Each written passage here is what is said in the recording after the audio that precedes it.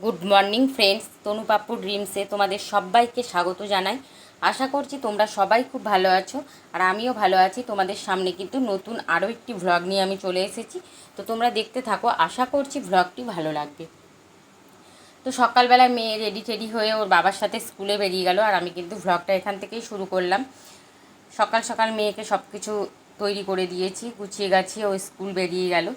আর ওর বাবা school bus অবধি ওকে ছেড়ে দেবে, তো ওকে এগিয়ে দিয়ে এসে আমি কি করলাম, সোজা ঘরে চলে আসলাম। এদিকে আবার মিস্ত্রি দাদারা কাজ করছে, নতুন ঘরে প্লাস্টার করছে।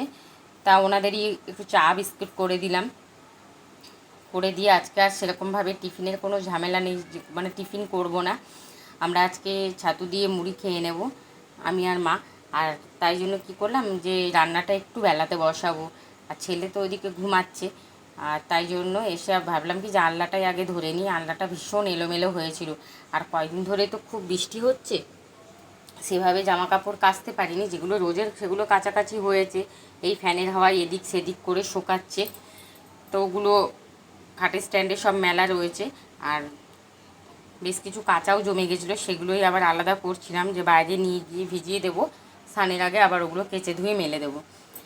তো আল্লাহ ছোটোখাটো জিনিসগুলো একটু আলাদা না করলে কি হয়, আবার সময়তে ওগুলো খুঁজে পাওয়া যায় না তাড়াতাড়ির সময়, তাই ওই জিনিসগুলো একটু আলাদা করে গুছিয়ে নিচ্ছিলাম। তারপরে এই যে গুছিয়ে গাছিয়ে কি করব, যে খাটের যে জিনিসগুলো রয়েছে ওগুলো শুকিয়েই গেছে সব, কিন্তু তাও রোদ্দুর তো পাইনি, তাই বাইরে কিন্তু আজকে ভীষণ ঝকমকে রোদ্দুর উঠেছে। ওগুলো নিয়ে চলে যাব একটু বাইরে। আর আনলাতে আমাদের জিনিসগুলোই থাকে, ছেলের যে জিনিসপত্র আনলাতে রাখতে পারি না, কেননা ওর এত ছোটোখাটো জিনিস, তো ওর আবার এখানে আনলার মধ্যে যদি কোথাও রাখি তাহলে আবার খুঁজেই পাবো না সময়তে, তাই ওর জিনিসগুলো আলাদা করেই রাখি। আর এইদিকে এগুলো মোটামুটি ফ্যানে শুকিয়েই গেছে, তাও এগুলো একটুখানি নিয়ে নিচ্ছিলাম। নিয়ে এগুলো নিয়ে চলে যাব একদম বাইরে, রোদ্দুরে একটু রোদ খাইয়ে আবার তুলে নেব। আর সেই ফাঁকে কটা জামা কাপড় আলাদা করে রেখেছিলাম, একটা বিছানার চাদরও জমে গেছে, ওগুলো কাচা হয়নি এই কদিনে, আর সেগুলো সব আজকে ভিজিয়ে দেবো। তো ওইগুলো নিয়েই চলে গেলাম। তা বেশ কিছুক্ষণ পরে এদিকে আবার ছেলে উঠে পড়লো, তো ছেলেকে আবার এ ঘরে খুঁটিনাটি একটু খাবার দিয়ে বসালাম। বসিয়ে আমি আবারও চলে গেলাম ওই ঘরটা গোছাতে। ওই ঘর তো মানে বিছানা পড়েছিল, কিছুই করা হয়নি। সকালবেলা কোনো মতো একটুখানি ঝাড়টা দিয়ে নিই, বাসিটা ব্যাস ওই অবধি। আবার ছেলে উঠলে ভালো করে বিছানাপত্র গুছিয়ে টুছিয়ে আবার ভালো করে ঝাড় দেওয়া মোছা টোচা হয়। সকালবেলায় লাইট জ্বলে এখানে কাজটা করা যায় না, ওর আবার একটু ঘুমের অসুবিধা হয়, তো ওই জন্য। তা ওদিকে উঠে ওখানে বসেছিল দেখে এসে আবার এই দিকটা ভালো করে গুছিয়ে নিলাম। গুছিয়ে নিয়ে ঘরদোর ঝাড় দিয়ে নেব, নিয়ে কিন্তু একদম পয় পরিষ্কার করে মুছে নেব। রাত্রিবেলা যা উৎপাত করে, ওই যতক্ষণ মানে জেগে থাকবে ততক্ষণ উৎপাত করে, আর ঘরদোরের সেই রকমই অবস্থা করে রাখে। সকালবেলা আবার গোছাতে হয়। আর দেখো বন্ধুরা, এদিকে কিন্তু আমার রান্নাটাও মোটামুটি রেডি হয়ে গেছে। আজকে করেছি হচ্ছে একদম টমেটো দিয়ে করলাম মুগের ডাল, আর এদিকে ভাত বসিয়ে দিয়েছি, আর শুধু আলুর পোস্ত করেছি। একদম সিম্পল রান্না, ডাল আর পোস্ত। রাত্রিরেরটা আবার রাত্রে দেখা যাবে। আর এখানে একটু মুসুম্বি লেবু কেটে নিয়েছিলাম ছেলেকে খাওয়াবো বলে, তো ওটাই নিয়ে গেলাম ছেলের কাছে। আর সে এখানে যা উৎপাত শুরু করে দিয়েছে, সে তো মানে সেই র্যাকটা নিয়ে চলছে তার উৎপাত। পুরো র্যাক তো খালি করেই রাখে, আজকে গিয়ে দেখি র্যাকটাকে টেনে পুরো বিছানার ওপর তুলেছে, তুলে ওইটা নিয়ে সেই রকম উৎপাত করছে। তো ওকে আবার স্নান টান করিয়ে দিলাম, ওখান থেকে নিয়ে স্নান করিয়ে দিয়ে আমি আবার চলে আসলাম রান্নাঘরে। রান্নাবান্না গোছানো হয়ে গেছে, এইবারে ওই কটা বাসন রয়েছে বেসিনে, আর এই জায়গাটা একটু পরিষ্কার রোজের মতো তো করতেই হবে, তাই একটু পরিষ্কার করে নিলাম। আর এর ফাঁকে কিন্তু আমার ঘরদোর মোছা হয়েও গেছে রান্না করতে করতে। তো এই দিকটা করে নিয়ে এবারে কিন্তু সোজা চলে যাব একদম স্নান করতে। স্নান টান করে এসে ঠাকুর পুজো রয়েছে, তারপরে নিজেদের খাওয়া দাওয়া, ছেলেকে খাওয়ানো, এই সবগুলো চলবে। আর এদিকে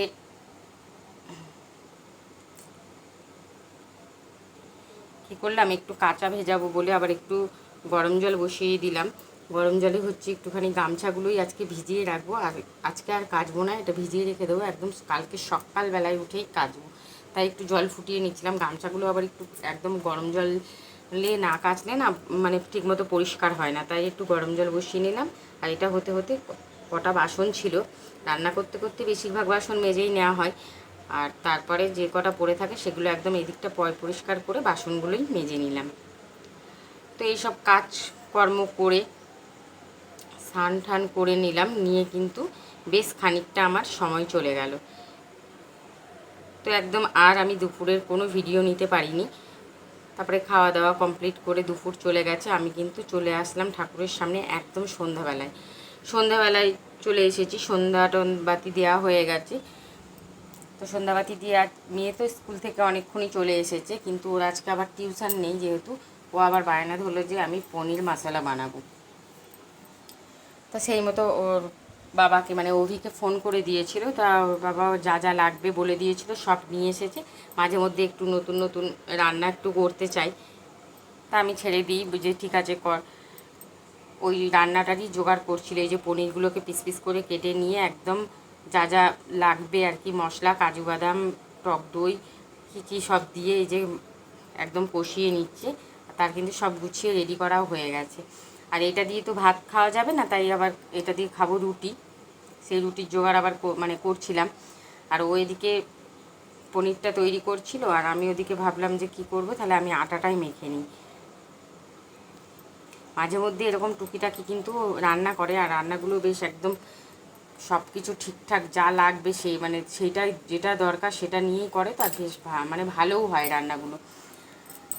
আর আমি এদিকে একদম আটা মেখে নিচ্ছি, আর আটা নিয়ে বসে পড়েছি। আর আমার পাশে কিন্তু ছেলে এসে বসে গেছে। ও তো আটা মাখা দেখলে যা করতে থাকে সে বলার বাইরে। তো আটা ফাটা মেখে একদম রুটি বেলে নিচ্ছিলাম। আর মেয়ের কিন্তু এদিকে একদম পনিরটা পুরো রেডি হয়ে গেছে। ওটা নামিয়ে নিয়ে ঝট করে রুটিগুলো করে নেব। রাত্রিরটা একটু হয়ে গেছে অবশ্য, রাত্রে মেনে ওই পনির মশলা আর রুটি হয়ে যাবে আমাদের আজকে। এই যে সব কিছু দিয়ে একদম ঠিকঠাক নিজেই করেছে, আমি কিছু সেভাবে ওকে হেল্প করিনি, ও নিজেই কিন্তু করেছে। আর দেখো বন্ধুরা, আমার কিন্তু এদিকে রুটিও কমপ্লিট হয়ে এসছে, রুটিগুলো করছি। আর আমি না এই রুটি বেলার সময় একটু বেশি আটা দিয়ে বেলি দেখে না, এই যে রুটি করার সময় গ্যাস ওভেনটার অবস্থা দেখেছো কি হয়েছে, ভীষণ নোংরা হয়ে যায়। আমি না অল্প আটা দিয়ে বেলতে পারি না আর কি। তো যাই হোক, রুটি করে নিয়ে তারপর আবার এগুলো পরিষ্কার করে নেবো, সে অসুবিধা নেই। তো রুটিগুলোই ঝটপট করে নিচ্ছিলাম। আর শীতকাল আসলে তো মানে রুটিটা রোজই হয়, কিন্তু এই গরমের দিনে রুটি রোজ হয় না, কিন্তু যেদিন একটু আধটু রাত্রিরে আর কি খেতে ইচ্ছা করে মেয়ে বা অভি বলে, সেদিনই করি। আর এই যে ও কিন্তু একদম পনিরটা দারুণ করেছে, দেখতেও ভীষণ সুন্দর হয়েছে, আর খেতেও কিন্তু খুব ভালো হয়েছিল। তো যাই হোক, ওই দিকটা মোটামুটি গুছিয়ে নিয়ে এই যে খেতে বসে গেছে কিন্তু বাবা, মেয়ে আর ছেলে তিনজনেই বসে গেছে খেতে। ছেলেও ওদের দেখে আমাকে খাবার দিয়ে দাও বলে বসে পড়েছে। তো ওকে একটু খাইয়ে দিচ্ছিলাম, ওদের খাওয়া হলে আমি আর মা খেয়ে নেব। ওদের একটু খাবার বেড়ে দিচ্ছিলাম, আর খেতে ভীষণ টেস্টি হয়েছিল পনিরটা। তো আজকের ভ্লগটা কিন্তু বন্ধুরা এই পর্যন্তই। দেখা হচ্ছে পরের আরও একটি নতুন ভ্লগে। তোমাদের যদি এই ভিডিওটি ভালো লেগে থাকে তো লাইক করে দেবে, দিয়ে একটু পাশে থাকবে। আর তোমরা ভালো থাকবে, সুস্থ থাকবে। তো টাটা, আজকে এই পর্যন্তই।